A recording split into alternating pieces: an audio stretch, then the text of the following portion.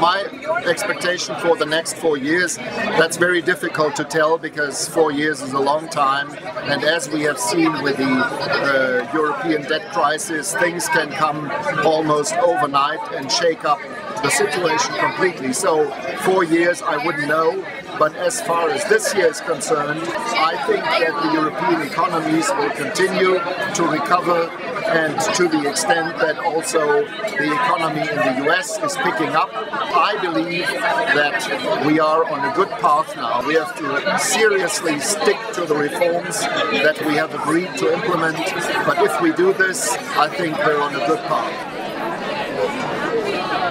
Transatlantic dialogue is one of the cornerstones of the Italian foreign policy.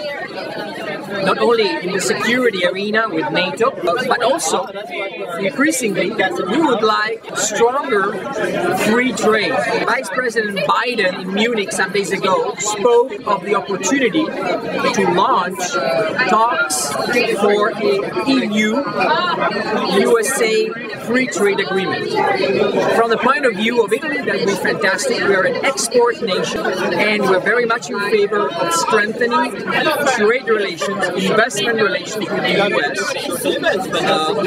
in order to face the world, the global arena, with a strong American-European alliance, also in economic terms. Well, for Spain, it's basic. I mean, we want a new trade agreement to be negotiated between the United States and Europe. We think that it's an example for the rest of the world. It's still, I mean, half of GDP represented by both the United States and Europe. With this president, we believe that the relations between both the United States and Europe will go forward.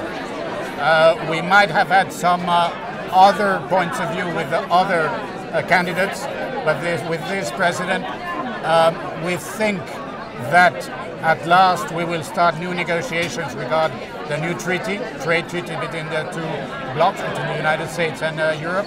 So we're quite comfortable with this president. Well, if we're looking at a 4-year timescale, I think the priority for both the European Union and the United States is actually the EU-US Free Trade Agreement. We think this would be absolutely groundbreaking in terms of the economic relationship, which is already so strong between the two areas. And indeed, we believe that this would add 2% to each other's GDP over that period of time. And that is an incredible figure, and one that we should all be working towards over the next 4 years.